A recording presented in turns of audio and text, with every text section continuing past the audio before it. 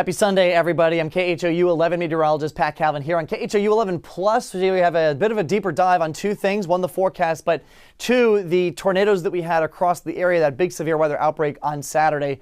We actually now have preliminary information in from the National Weather Service on what we've seen so far. This is just preliminary. We're going to get a deeper dive on this as we head through the next few days. And I do think there's going to be one more tornado added to this list. But so far, the list is 5 tornadoes, 2 EF3s, one in Montgomery County, the other in Chambers County, and EF2 then in Brazoria County, and then 2 weak tornadoes in Galveston County, one in Dickinson, and then one in Bay Cliff. So let's go area to area and talk about these. We'll start with the Montgomery County tornado. This is the one that went through Porter Heights and Splendora, caused significant damage to brick structures, to the fire station there in East Montgomery County.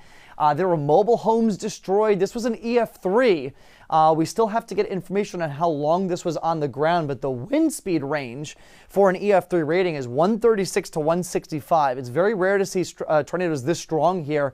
I believe the last one that we had that was this strong was the Pasadena and Deer Park ones. So they happen occasionally, but it's pretty unusual. Typically, you see those weaker EF0, EF1 tornadoes. So that was the one in Montgomery County, amazingly though, and thankfully no deaths here. Unfortunately, not the case in Brazoria County. This is the one that was in the Liverpool area, tracked up through Alvin and Algoa, and the development there just to the south of Alvin. This was an EF2. This was on the ground for almost 9 miles. This destroyed the Walt Disney Elementary School. There was 1 fatality here, a bunch of injuries, and the EF2 rating puts wind speeds in the range of 111 to 135 miles per hour. This was a significant storm. So the thunderstorm that produced this tornado, okay, so this was on the ground for 9 miles, then it lifted up. Then it dropped another tornado in Dickinson. This was only on the ground for like 2.5 football fields, only 250 yards, so pretty small amount of distance, but still was enough to do significant roof damage to homes. It was rated as an EF1, so that puts wind speeds between 86 and 110 miles per hour. So we had a quick touchdown here. Then it lifted back up again. Again, same storm, and dropped another tornado. This one now right here in Bay Cliff near Bayshore Park. This is Bayshore Drive here. This was rated as an EF0. Not much information right now on the damage that this caused. Probably a couple of trees down, but no injuries reported here. Winds between 65 and 85 miles per hour. So that's the weakest kind of tornado that we can get. From there, this tornado actually stayed formed and moved all the way across Galveston Bay, where it made landfall in Chambers County. And we had some damage here. There was a car flipped. There was a report initially of some injuries there. And this thing actually strengthened as it moved across Chambers County. So by the time it got to the Seabreeze community here, just to the south of Winnie, this was pushing EF3 strength. So again, winds 135 to 165 miles per hour. The path length is to be determined because this continued outside of the Southeast Texas National Weather Service jurisdiction and moved into the, I believe it's Lake Charles National Weather Service office. So they have to do the survey out there, but this went through Jefferson County all the way into Louisiana. So eventually we'll have an answer on this, but that was a really significant tornado. So just an incredible storm system. Let's show you how it looked on radar. These were the first reports of damage that we had out towards the Katy area. That's why I think that we're going to get more information on potentially another tornado as they continue these surveys tomorrow and Tuesday.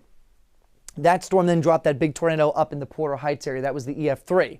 Then our attention went south. There was the one in the Liverpool area. Then the 2 tornadoes that dropped in Dickinson and Bay Cliff, hopscotched over to Chambers County, and then just went right across, and then eventually through Jefferson County, all the way through Louisiana. I mean, this thing was on the ground for a while.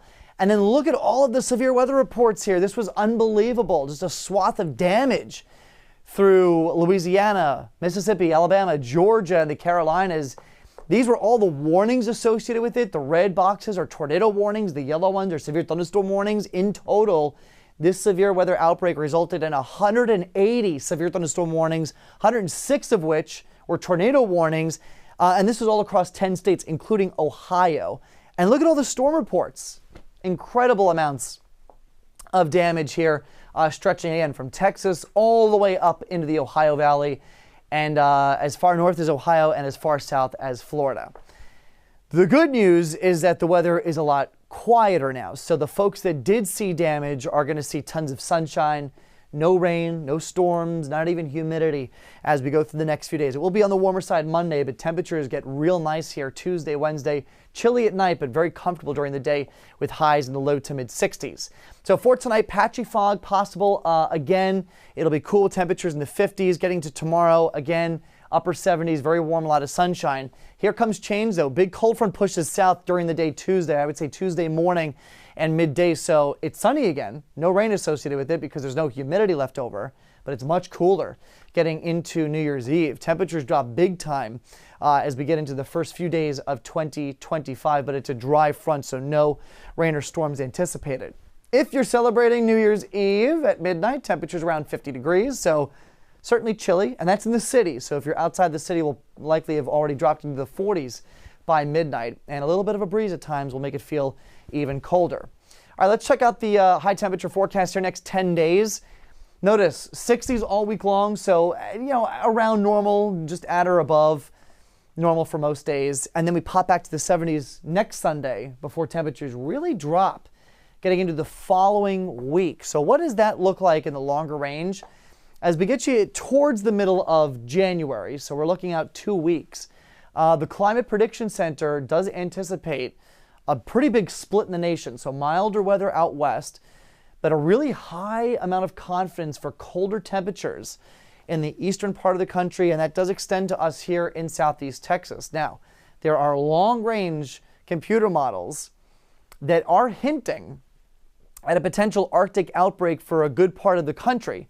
The question that we have to answer is, will that Arctic air reach us here in Texas, or does it stay farther east and just to our north? We don't have that answer yet, but this is what one of those computer simulations looks like.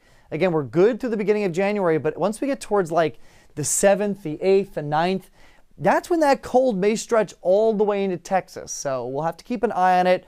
Of course, the core of it is in that white shading up across the Great Lakes. That's where it's just going to be miserably cold. But we could tap into some pretty unusual stuff here, again, around mid-month or at least by the second week in January. So stay on top of the forecast with us until then.